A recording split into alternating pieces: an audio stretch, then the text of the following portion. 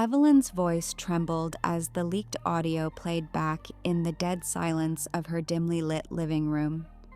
Tamar's laughter, cold and unmistakably mocking, slicing through her chest like a blade. The world thought Evelyn had walked away quietly after last episode's blow-up. But what the world didn't know was that Tamar had made one phone call too many, pushed one button too far. And now Evelyn, tired of swallowing betrayal, was ready to fire back. Not with rage, but with the one truth Tamar never believed she'd dare to say out loud. She never needed her money. What she needed was the respect Tamar had been stripping from her for years. But tonight, as a second, even more devastating part of the leaked call began to play, one Evelyn had never heard before. She realized Tamar wasn't the only one lying. Someone close had been feeding the fire. And the next move she made could shatter the entire family. Evelyn sat alone in the half-dark, the glow from the TV washing over her face, as the same 30-second clip replayed for the 5th time. That bitter little laugh, that familiar voice. Tamar, again and again. "She'll be back," Tamar's voice in the leaked audio said, cool and sure. "She always comes back when the bills pile up. She needs my money more than she needs my love. That's just who she is." A low, shaky breath escaped Evelyn's lips. They had already lived through the last blow-up. Michael Jr.'s party ruined. Tamar storming out, extravagant gifts shattered on the floor. Towanda caught in the middle like a child again. In the previous episode of this family disaster, Evelyn had decided to leave that house quietly, clutching her dignity like a thin shawl around her shoulders. She told herself she would not beg. She would not chase. But this was different. This call wasn't supposed to be heard. It was never meant for her ears. It was recorded in secret, leaked in whispers, passed around on blogs and group chats like gossip candy. And now the whole world thought Evelyn had stayed silent because she was guilty, because Tamar's version of her, greedy, needy, clinging, was the truth. The clip ended with Tamar's sigh. "Anyway, if she wants to choose pride over help, that's on her. I just wish she'd stop pretending she's not using my name and my money." Click, the audio stopped. The silence afterward was louder than Tamar's voice. Evelyn leaned forward in her chair, hands clasped so tight her knuckles were white. Tears sat in her eyes but refused to fall, trapped behind years of training herself to be strong in front of her children. "I never needed your money," she whispered at the blank TV screen. "I needed my child." Her phone buzzed on the coffee table, breaking the stillness. Towanda. Evelyn stared at the name, her jaw tightening. Last time she saw her, Towanda had stood between her and Tamar, arms out like a referee, pleading with both of them to stop, to think about the public, the cameras, the narrative. But where had Towanda been when this call leaked? Where was her voice now? The buzzing stopped. Evelyn swallowed and picked up the phone anyway, her thumb hovering just above the call icon. For a long moment, she considered putting it back down, letting the unanswered call speak for her. Instead, she tapped. Towanda answered on the first ring. "Ma?" Evelyn didn't bother with pleasantries. "How long have you known?" On the other end, there was a sharp inhale. "Known what?" "Don't play with me, girl." Evelyn's voice was low, smooth, too calm. That recording, that call. Tamar talking about me like I'm some stray dog waiting at her back door. How long have you known it was out there? Towanda was quiet. In the silence, the old walls of Evelyn's living room creaked, settling. Somewhere down the hall, the refrigerator hummed. Outside, a car door slammed, muffled by distance. Finally, Towanda spoke.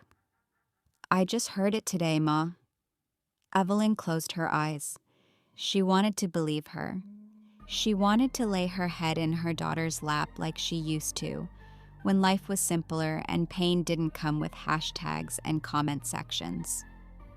But trust had become a luxury in this family. You sound like you lying, Evelyn said gently but firmly. I swear, Towanda replied. I woke up to 10 missed calls, 2 bloggers hitting my phone, and Michael Jr. asking me, Auntie, did you see what they posted about Grandma? That's how I found out. Evelyn's heart tugged at the mention of Michael Jr. Where is he? She asked. Over at my place right now, Towanda said. He's shaken up. He doesn't know who to believe. He heard his mama and he saw your face on those posts. He's stuck in the middle. Evelyn let out a bitter chuckle. Just like you always were. There was a long pause. Towanda took that in quietly, no defense, no argument. Her voice, when she spoke again, was small. Ma, this isn't fair to any of us, but especially not to you. That call should have never seen the light of day. Whoever leaked it did it to hurt you. And maybe to hurt her too.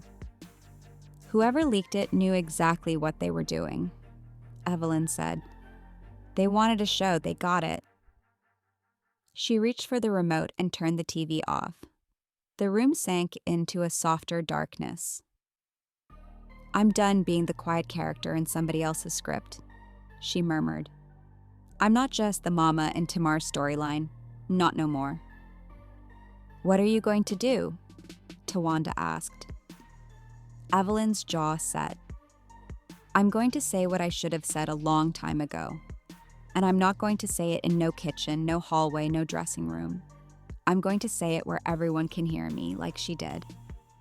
Ma, please. Panic rose in Towanda's voice.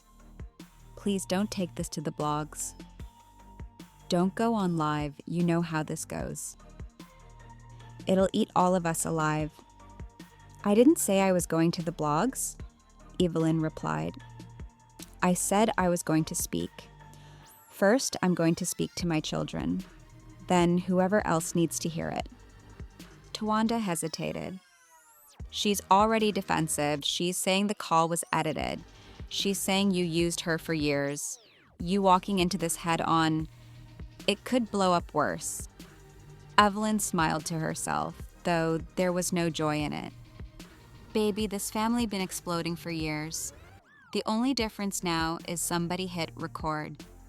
Towanda was quiet again. When she spoke, her voice was soft.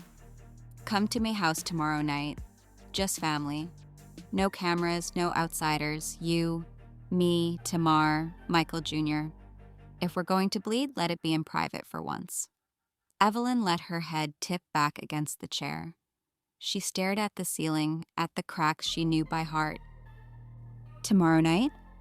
She repeated. Yes, I'll cook. No excuses. And she's going to come? Evelyn asked. Tamar's going to walk her loud behind into your house and sit down at a table with me after the whole world heard her say I need her money? I already talked to her, Towanda said quietly. She's mad, but she's scared too. She said she'd come. The ache in Evelyn's chest twisted into something else. Not anger, not yet. Something heavier, something like grief. Fine, she said at last. Tomorrow night. She hung up before Towanda could say anything else, letting the call drop into the quiet like a stone into deep water. Across town, Tamar paced her bedroom, phone in hand, makeup still smudged from the video she'd just recorded and then deleted. Play it again, she muttered. She hit the link one more time, listening to her own voice echo back at her. She'll be back. She always comes back when the bills pile up. She stopped it midway and threw the phone onto the bed. I didn't even say it like that, she snapped to herself. They chopped it? They cut out the part where I said, "I love my mama, but..." Her chest tightened. She could smell the ring light still cooling beside the vanity, feel the weight of the lashes on her eyes, feel the press of thousands of eyes waiting on her response.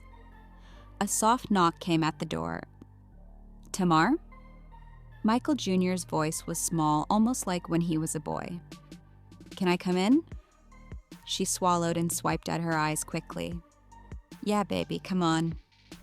He walked in slowly, shoulders tense, eyes searching her face. He held up his phone. "Everybody at school, they're sending this. And they're asking me, 'Is that your mom?' Did she really say that about your grandma?" Tamar's eyes flashed. "And what did you say?" "I told them they don't know our family," he said. "But I heard it, Ma, I heard you. And I know how Grandma looked at me last week when she left the house. Like she was empty. Like something broke in her." He moved closer, his voice shaking. "Why would you say that if you didn't mean it?" Tamar's lip trembled for a split second before she caught herself, straightening her back like a performer about to hit the stage. "You don't know what it feels like to be talked about like I'm the villain in her story," she said. "You weren't in that kitchen when she told me I'm ungrateful. You didn't hear her say I would be nothing without her. She forgets the nights I paid bills, the way I kept this family afloat when nobody else could. Sometimes I say ugly things when I feel unappreciated." "She's your mama," Michael Jr. whispered. "And I'm yours," Tamar shot back, her voice breaking. "Do you know how it feels to watch your own child look at you like you're the problem?" He flinched, looking away. Tamar exhaled slowly, the fight draining out of her. She crossed the room and gently lifted his chin so he would look at her. "Listen to me," she said softly. "I'm not proud of everything I say behind closed doors. I'm human. I get mad. I vent. That call was private. Someone took my worst moment and threw it into the streets. That's not just about me and your grandma. That's about somebody trying to destroy us." "Who would do that?" he asked. A shadow crossed her eyes. "That's what I want to know." He shifted his weight, chewing the inside of his cheek like he was holding something back. "Ma," he said finally, "did you know Auntie Towanda texted me before the call dropped? She asked if I'd heard something strange a few days ago. Like a weird click on the line when you were talking to her?" Tamar's eyes narrowed. "What you mean?" He shrugged, uneasy. "I didn't think anything of it. But now, I don't know, it feels like somebody's listening, watching." Tamar stared at him, a chill crawling up her spine. "I'm going to your auntie's tomorrow night," she said. "Family talk. Grandma's going to be there." "Do you want me to come?" he asked. She hesitated, seeing the fear in his eyes. Seeing something else, too. Loyalty, torn in two. "Yes," she said finally, her voice steady. "Because whatever happens, you're going to see it with your own eyes. Not through a screen, not through somebody else's edit. We're going to put it all on the table." The next evening, Towanda's house was warm with the smell of baked chicken and garlic, but the air itself was cold with tension. Evelyn arrived first, wearing a simple dress, no extra jewelry, no armor, just her. She brought nothing with her but her purse and years of unsaid words. She stood in the doorway, listening to the sounds of the house, Towanda clinking dishes in the kitchen. The faint murmur of a TV in the back room, the ticking clock on the wall. Towanda appeared, wiping her hands on a towel. Her smile was gentle, but her eyes were tired. Hey, Ma. Evelyn nodded. Hey, baby. They hugged briefly, their bodies touching but their minds still guarded, each woman scanning the other for new scars. Sit wherever you want, Towanda said. You want water? Tea? I want the truth, Evelyn replied quietly, but I'll take some water while we wait. She sat at the dining room table, the old wooden one Towanda had insisted on keeping even when she upgraded everything else in the house. The table had seen holidays, arguments, card games, late-night confessions. Tonight, it was prepared like a stage. Plates set, silverware aligned, napkins folded neatly. The front door opened again. Tamar stepped in with Michael Jr. close behind her. She paused when she saw Evelyn, her usual dramatic entrance muted. No sunglasses, no loud greeting, just a cautious, "Hey, Mom." Evelyn's gaze met hers, steady, unreadable. Tamar. Michael Jr. shuffled forward. Hi, Grandma. That softened her. She held out her arms and he went into them, taller than she remembered. Heavier with the weight of all this mess. She pressed her cheek to his. You okay, baby? He hesitated, then nodded against her shoulder. Towanda busied herself with bringing dishes to the table, her movements too quick, like she was trying to keep her hands from shaking. Nobody touched the food at first. They took their seats around the table, the space between Evelyn and Tamar thick with years of love and hurt. Finally, Towanda cleared her throat. Okay, we're here. No cameras, no microphones, no friends, no managers, no stylists, no producers, just us. So let's do what we never seem to do before the world gets involved. Let's talk. Evelyn folded her hands on the table. You want me to go first? Tamar nodded slightly. You usually do. Something in that answer stung. But Evelyn let it pass. She drew in a slow breath. I heard the call, she said. Over and over, I heard my child talk about me like I'm a burden you're forced to carry. Like I'm some bill you pay out of obligation. And I want you to know something very clearly, since you like to talk so clear to other people. Her voice grew steadier, louder. I never needed your money. The words hung in the air. Tamar laughed once, humorless. Well, you sure didn't say that when you were staying in my guest room with all your stuff. I needed a place to heal. Evelyn cut in sharply. I needed my daughter, not her wallet. I stayed under your roof because I thought being close to you would bring us back together. But you counted every night like you were clocking my debt. That's not fair, Tamar snapped. There were bills. There were people in your ear, in my ear.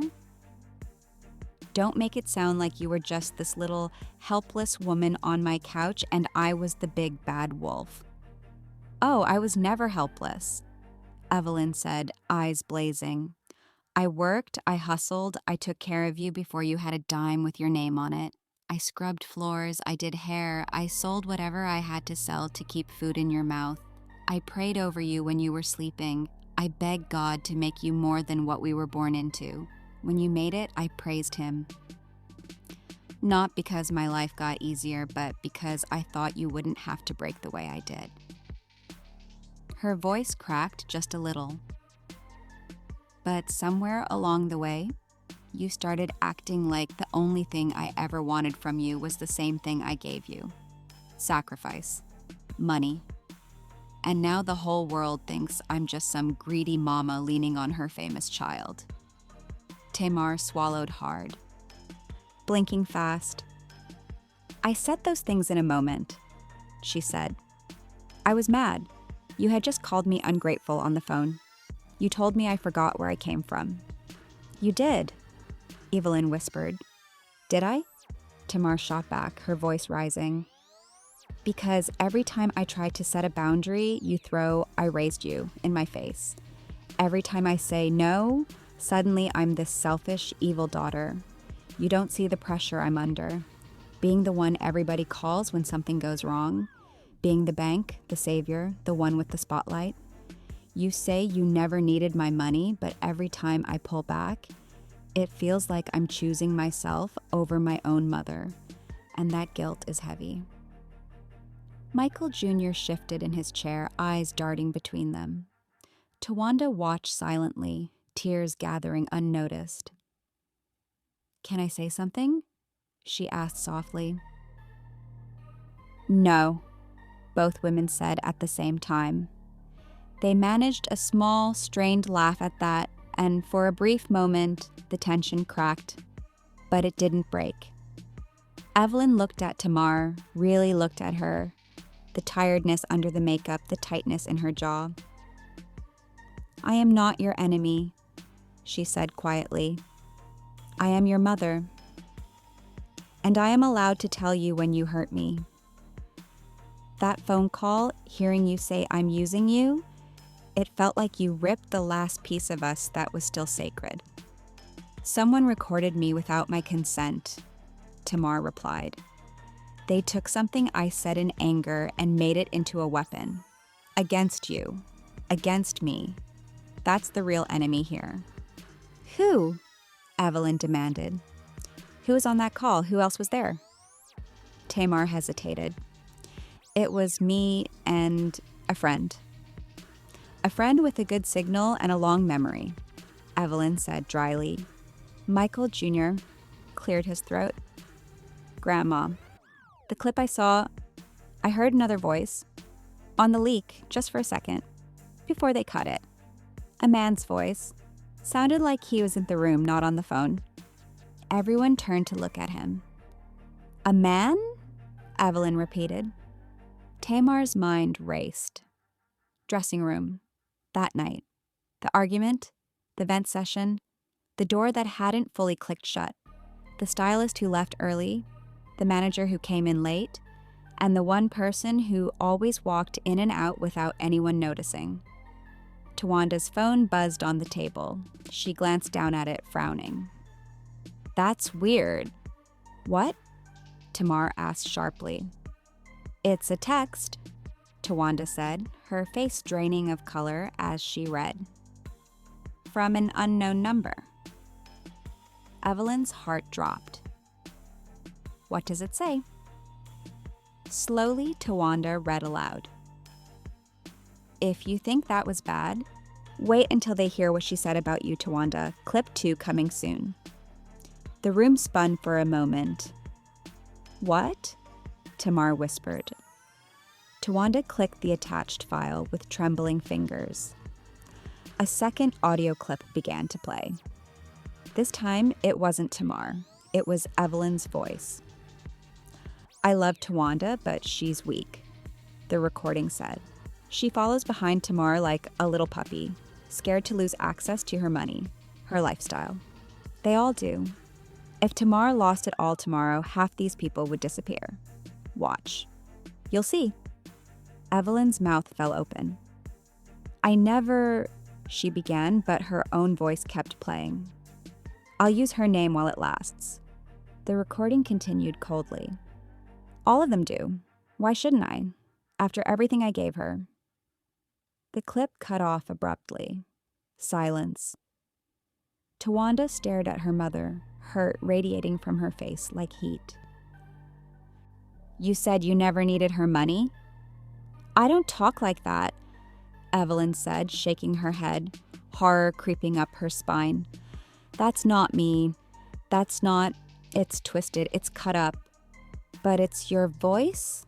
Tamar said quietly, eyes glistening. "Now you know how it feels." Evelyn looked from one daughter to the other, her breath coming shallow. "I don't remember saying that," she whispered. "I don't remember that conversation at all. Somebody is slicing us up, taking the ugliest pieces and stitching them together. Or maybe we've all just been ugly behind each other's backs for a long time," Towanda replied, tears falling freely now. "And now, The world has receipts. Michael Jr. stood up so quickly his chair scraped the floor. "Stop," he said, his voice breaking. "This isn't right. Someone is playing with us. Playing with our family. These recordings, they're not normal. People fight, yeah, but this is like a show to somebody." Evelyn grabbed the edge of the table, her knuckles white. "Who recorded me? I don't even know when that would have been." Tamar swallowed. "Ma, that sounds like you were on the phone. Maybe with one of your sisters or a friend." Evelyn's mind flashed back through late-night calls, whispered frustrations, moments when she let her guard down and said things she didn't fully mean. "I've said some things out of hurt," she admitted, voice shaking, "just like you. But somebody is collecting them, saving them, releasing them like episodes." Towanda looked at the text again, her hands trembling. "Clip 2 coming soon," she repeated. "That means there's more." It's like they're scheduling our destruction. The clock ticked on the wall. Tick, tick, tick. Michael Jr. took a deep breath, his eyes filling with the guilt he could no longer hide. "Grandma," he said, his voice barely a whisper. "I need to tell you something." Evelyn turned toward him, her heart twisting. "What is it, baby?" He looked at Tamar, then at Towanda, then back at Evelyn. "The first clip," he said slowly. "The one of Mom, I got it before everybody else did. In my DMs. From the same unknown number. They said if I didn't send it to the blog, they'd send something worse. Something about you, Grandma.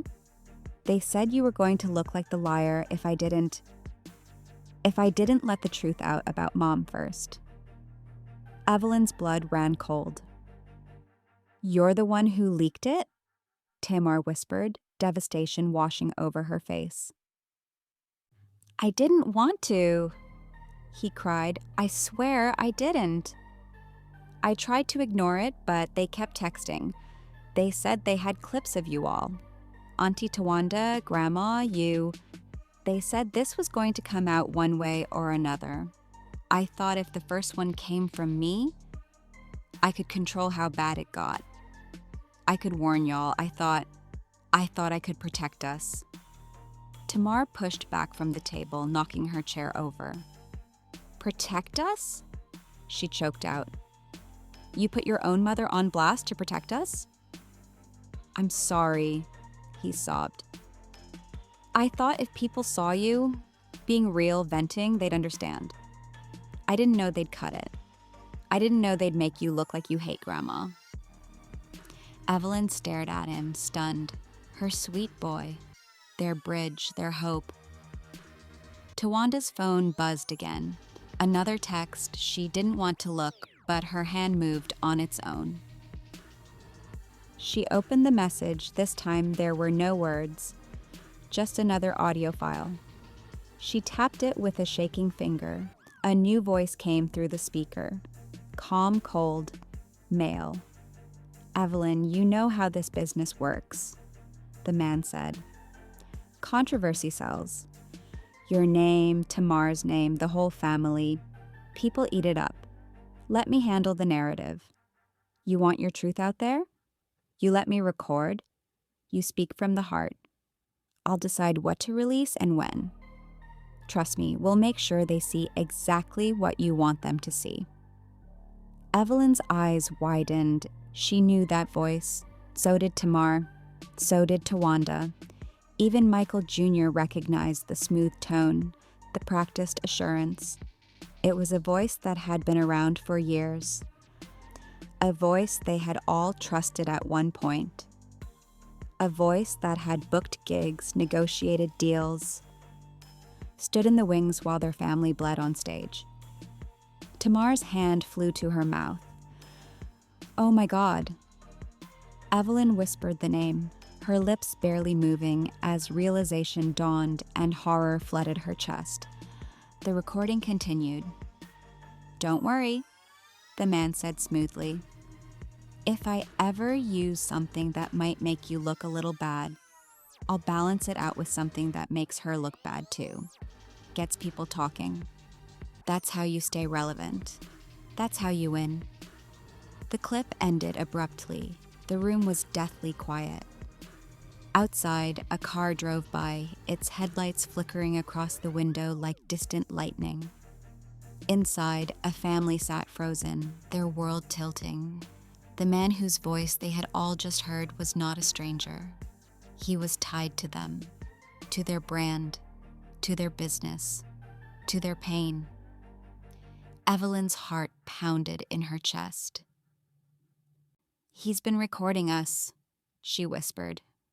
"For how long?" Tamar's eyes were wide, her voice trembling. "If he has you on tape, if he has me, if he has all of us." Towanda's phone buzzed again, a third time, like a heartbeat they couldn't stop. Another message popped up on the screen. This one was just 7 words, followed by a new audio file. "Ready for the real story, Evelyn. Clip 3. Towanda's thumb hovered over the play button. Michael Jr. stared at the phone, then at his grandmother.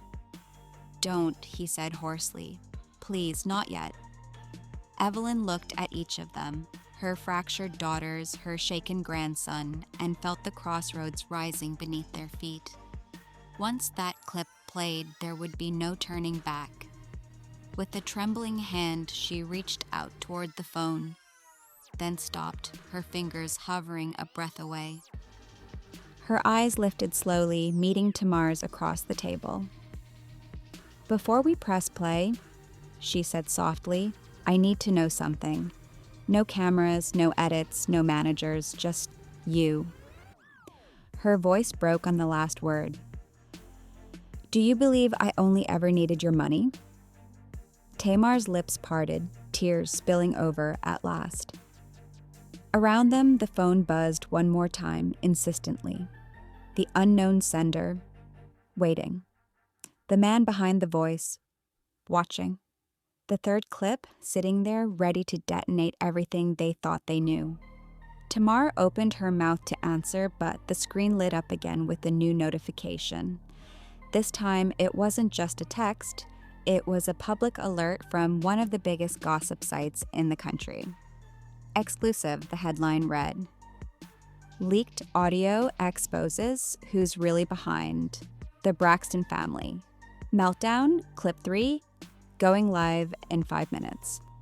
Everyone at the table stared at the words as the clock on the wall ticked louder, counting down a truth that was about to be dragged into the light, with or without their consent. And Evelyn realized, with a cold, sinking certainty, that the decision whether to press play wasn't theirs anymore, but what they said to each other in the next 5 minutes. That part still was. The screen pulsed with the countdown. 5 minutes until the next leak. 5 minutes until the world heard clip 3. 5 minutes for a mother, her daughters, and her grandson to decide. Were they going to let this man, this voice, write the rest of their story? Or were they finally going to take it back, together? Before the whole world watched them fall apart again? The clock ticked on. Tick, tick, tick.